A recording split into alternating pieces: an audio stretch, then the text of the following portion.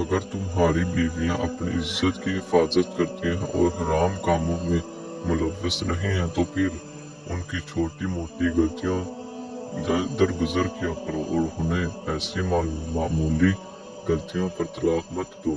جیسے کسی بھی کھانے کے ذائقے کو لذیذ بنانے میں نمک کا بہت عمل و دخل ہوتا ہے، ویسے ہی اپنی طبیعت میں خوش اخلاقی کا عنصر لازم موجود رکھو تاکہ لوگ تمہاری موجودگی سے خوش ہوں۔ اگر تم بلند مرتبہ ہو، مالدار ہو، اہل علم ہو تو اپنی طبیعت میں عاجزی کا عنصر لازمی رکھو، کیونکہ جو اپنے آپ کو بڑی شے سمجھنے لگے اس سے مرتبہ چھین لیا جاتا ہے، اور جو اپنے آپ کو عاجز سمجھے اللہ سبحانہ وتعالی لوگوں کے دلوں میں اس کے لیے عزت ڈال دیتے ہیں۔ اگر تم کسی قربان گاہ پر موجود ہو اور اپنے حصے کی قربانی دینے والے ہو، لیکن تمہیں یاد آ جائے کہ تمہارا بھائی تم سے ناراض ہے، تو تمہیں اپنی قربانی کو روک کر فوراً گھر واپس جانا ہے اور اپنے بھائی سے گلے مل کر اس کی رنجش کو دور کرنا ہے، اور جب وہ اپنے دل میں کوئی بات نہ رکھے تو پھر اپنی قربانی کو قربان کر دو۔ اگر ہم یہ چاہیں کہ آگ اور پانی کو ایک ہی جگہ اکٹھا کر لیا جائے تو ایسا کرنا ناممکن ہے۔ بالکل اسی طرح کسی شخص کے دل میں یا تو دنیا کی محبت ہوگی یا پھر آخرت کی۔ ایسا نہیں ہو سکتا کہ دنیا اور آخرت کی محبت اکٹھی ہو جائے۔ جو شخص بدی کے کاموں میں ملوث ہو تمہیں اس سے مقابلہ بازی نہیں کرنی چاہیے۔ اگر کوئی شخص تمہارے دائیں گال پر تھپڑ مارے تو تمہیں اپنا بایاں گال بھی اس کے آگے پیش کر دینا چاہیے۔ اگر کوئی شخص تم سے قرض مانگنے آئے تو تمہیں اسے انکار نہیں کرنا چاہیے۔ جن لوگوں نے حق کا ساتھ دینے پر اس دنیا میں مصائب کا سامنا کیا وہی لوگ ہیں جنہیں آخرت کی زندگی میں ہمیشہ سکون اور بلند مرتبہ سے نوازا جائے گا۔ انسان کو کسی بھی کام یا معاملہ کے لیے مائل کرنے والی شے آنکھ ہے، اور اس آنکھ کی وجہ سے ہی انسان کا سارا جسم روشن ہوتا ہے۔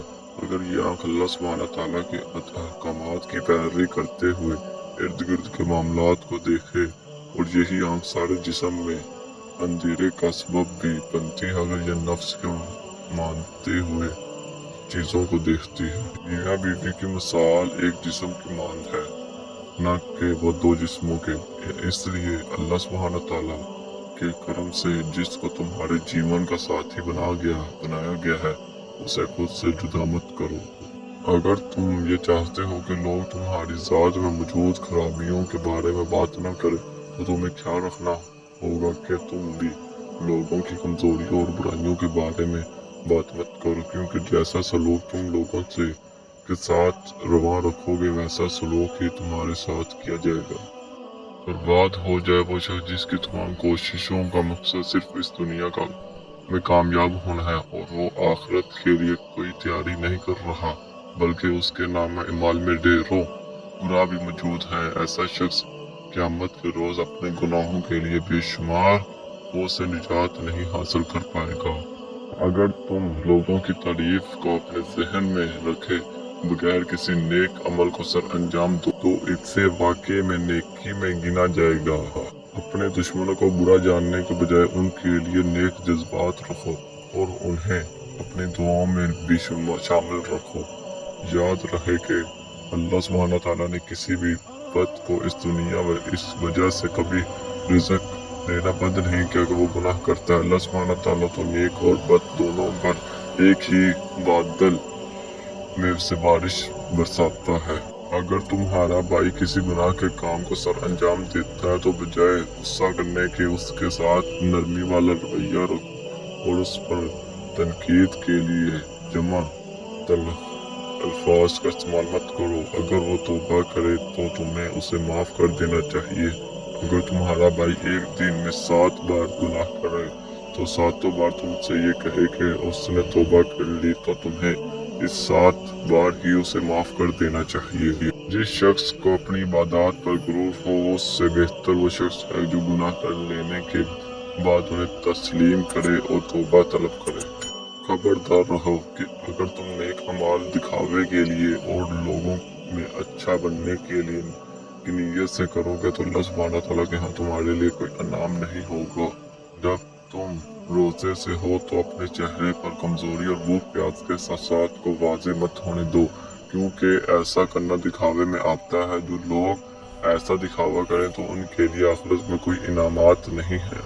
अगर तुम अपनी तवज्जो ऐसे लोगों की जानब मरकूज रखोगे जो मालदार हैं, जिनके पास दुनियावी शान और शौकत है, तो तुम खुद को इस दुनिया के लालच में मुब्तला कर लोगे और यूं तुमसे तकवा की सिफत छीन ली जाएगी। ऐसे आलम जिनके अमाल उनकी तालीमात के खिलाफ हों, तो उनकी मिसाल एक ऐसी चट्टान किसी है जो नहर में ऐसे गिरे हो कि ना तो खेतों तक पानी जा पाए और ना ही वो चट्टान खुद उस पानी से कोई फायदा हासिल कर पाए। इस दुनिया की हकीकतों में सबसे ज्यादा सच्ची चीज मौत है और सबसे ज्यादा छोटी चीज उम्मीद है। जिंदगी उम्मीद से मौत तक का सफर है। अपने दुनियावी फायदे के लिए कभी कोई काम ऐसा ना करो जिसमें अल्लाह सुब्हानहू तआला की रज़ा शामिल ना हो, बल्कि अल्लाह सुब्हानहू तआला के अहकामात को हमेशा मद्देनजर रखो। अगर तुम्हारा उठना बैठना इस दुनिया के मामलात में मगन लोगों के साथ है, तो तुम अपने बाद में आने वालों के लिए इल्म और हिदायत की बातें कैसे छोड़ कर जाओगे। लिहाजा इल्म वालों को दोस्त बनाओ। अल्लाह सुब्हानहू तआला से दुआ मांगते रहो कि वो ऐसी ज़ात है जो हमारी नज़रों से पोशीदा है, और यकीन रखो कि तुम्हारी दुआ ज़रूर कबूल होगी। इस दुनिया में कोई आलीशान मर्तबा अगर हासिल ना हो तो नहायत आजिज़ी के साथ अपनी ज़िंदगी गुजारना ज़्यादा बेहतर है, क्योंकि ऐसा करने से तुम्हें आखिरत में भलाई और आफियत का सामना होगा। ऐसा शख्स जिसे अल्लाह सुब्हानहू तआला ने अपनी मुकद्दस किताब के इल्म की समझ बोझ से नवाजा, लेकिन उसने इसके बावजूद अपने आप पर तकब्बुर नहीं आने दिया, तो उसके लिए आखिरत में इनाम की खुशखबरी है।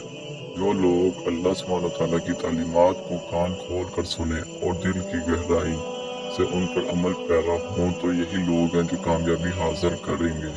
याद रखो कि इस दुनिया को एक दिन खत्म हो जाना है, और अगर तुम अपने इर्द गिर्द के लोगों के कसूर और गलतियों को माफ नहीं करोगे, तो ये उम्मीद भी छोड़ दो कि अल्लाह सुब्हानहू तआला यौम आखिर को तुम्हारी गलतियों और गुनाहों को माफ फरमाएंगे।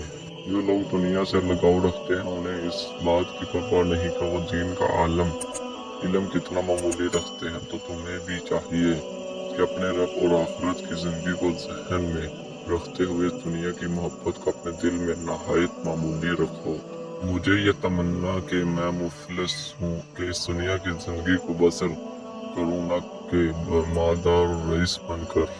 तुम्हें अपने ब्रदर के साथ हमेशा अच्छे मैनर्स से पेश आना है और बगैर किसी वजह के झगड़ना नहीं है। ये दुनिया एक टेम्पररी ठिकाना है और तुम्हें इसमें अपना दिल नहीं लगाना। यूँ समझो कि समुंदर के बेलगाम लहरों पर क्या कभी कोई होम तमीर किया जा सकता है। जो शख्स वेल्थी है, क़यामत के रोज उसका हिसाब किताब खासा डिफिकल्ट होगा और पैराडाइज में दाखिल होने के लिए उसे खासी मेहनत करना पड़ेगी। इंसान की लाइफ में तो अक़साम का सफ़र है। दुनिया का सफ़र जिसे करते हुए सफ़र का इम्पोर्टेंट सामान अपने हमरा रखना चाहिए, यानी अच्छे अमाल करने चाहिए। वो दूसरा है आखिरत का सफ़र, जिसे करने से पहले ज़रूरी सामान यानी अच्छे अमाल को पहले ही आगे भेज देना चाहिए।